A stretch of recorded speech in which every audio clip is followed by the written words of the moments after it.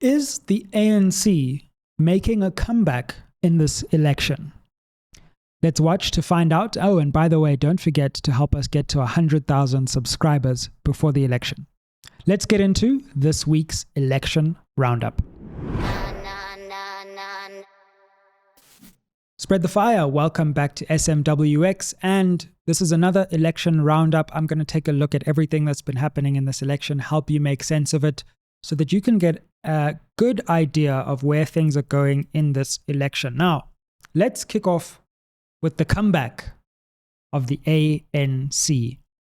My goodness, this party has been on the ground in this final few weeks of the election. They have been putting on their customary squeeze of the electorate, flooding the national airwaves, bringing out former presidents, bringing out heavy hitters from Matthews Phosa to Tokyo Sexwale to Phumzile Mlambo Ngcuka, and just making sure that whoever is willing to speak for the ANC at this point is just put in front of a camera somewhere, somehow. And what we have seen is that the ANC does seem to be regaining some ground that it lost. In this video, I'm going to be focusing to a large extent on the polling that's being done by the Social Research Foundation. So you can check that out. We're not affiliated to them in any way, but they're doing some interesting work. And what they're doing is polling every day in the build up to this election. So we've never had this before in South Africa, but it's a useful snapshot into the daily trends, the ebbs and flows in opinion polling, to the extent that it's useful at all.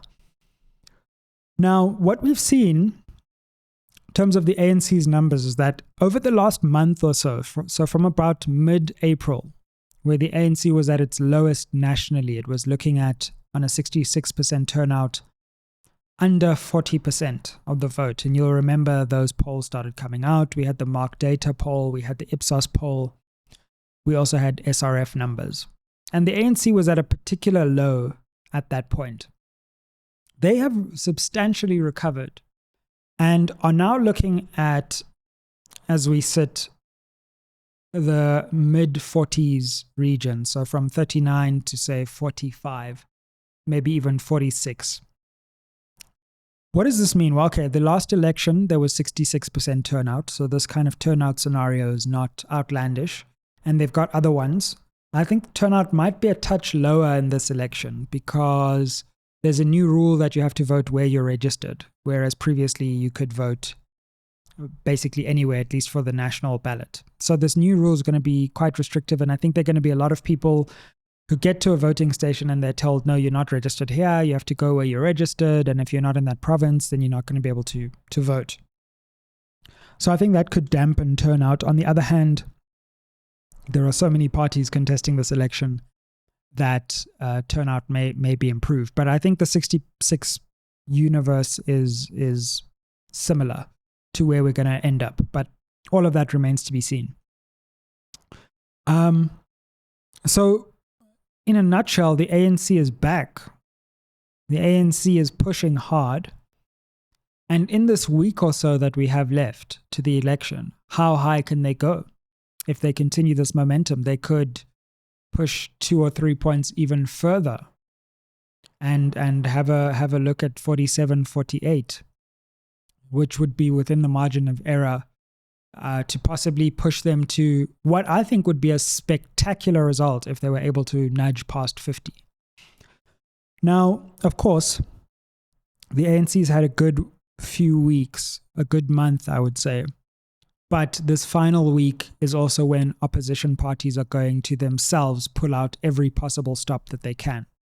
So what can we expect in the week going forward? Well, this is going to be a massive weekend. It's the final electoral weekend. So what we're going to see is that the ANC is going to have its Siyanqoba rally. The EFF is going to have its Tselatupa rally on the same day.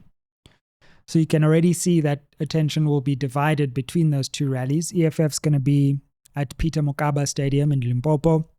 ANC, true to form, sticking with Gauteng as one of the key battleground states.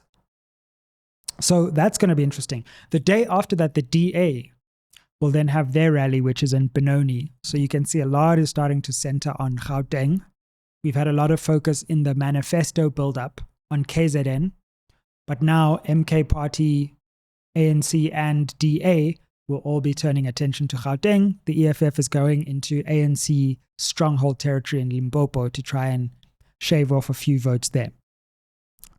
So to summarize, I think the ANC will be happy with the last week or so. They seem to have avoided the worst case scenario where they're below 40, and they're coming back to where many people thought they might end up anyway, which is the mid-40s. The question then for this last week is, does the ANC continue this momentum, or have they peaked, and will opposition parties strike back against the comeback? Now, I want to take a look at a couple other provincial dynamics, because what's clear is that Gauteng is gone for the ANC as far as 50%. If we look at the polls, they're still looking at about 40, if they're lucky. KZN is fascinating because it seems that MK is now the biggest party in KZN. So Western Cape has always been gone. Gauteng is going to be gone outright. KZN is going to be gone outright. Now, I would argue and I would urge you to look at three other interesting provinces in this election, because there's a lot of focus on Gauteng, KwaZulu-Natal, and the Western Cape. Have a look at the Northern Cape, have a look at Free State, and have a look at the Northwest.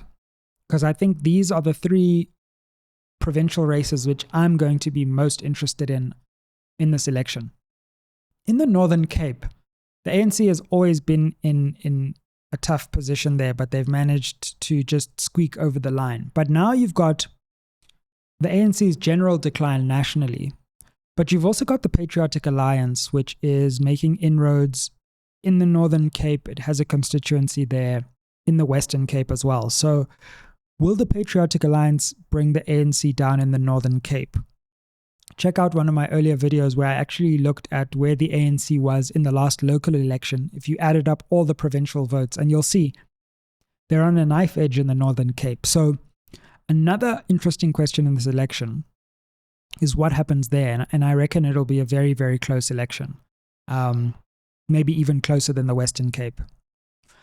Then Free State and Northwest, I think, are still a bridge too far, possibly for other parties. But I would look very closely there again, because the ANC's been vulnerable in those two places. MK Party has an interesting operation in Northwest. EFF has always been strong in Northwest, although splits there are also threatening the party. But those splits would also threaten the ANC.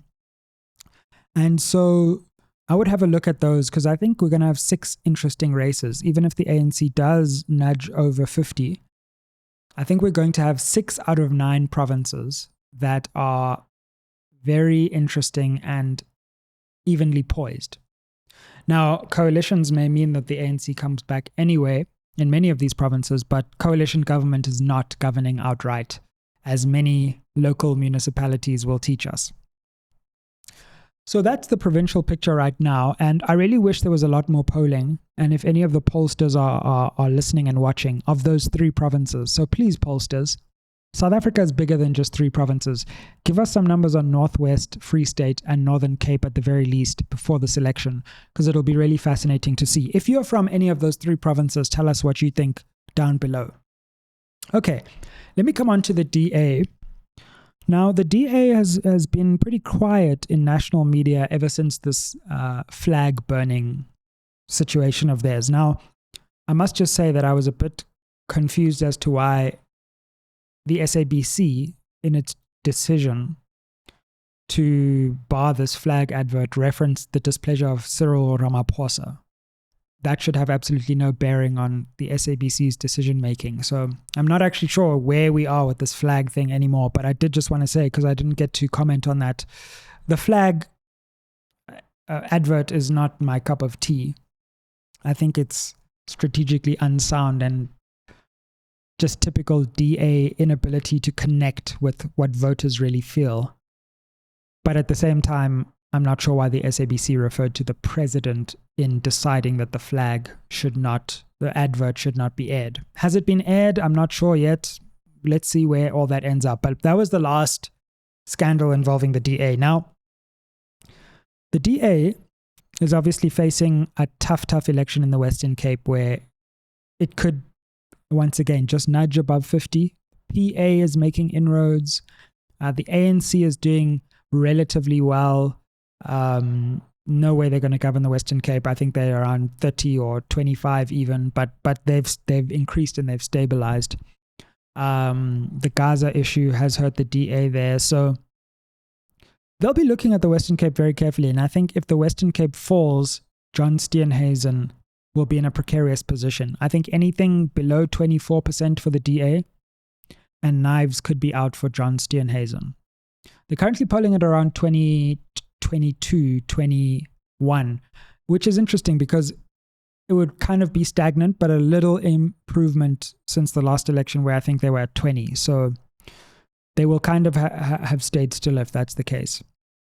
But let's see what happens. And again, of course, the DA ANC pact always looms in the background. So that's another one to watch.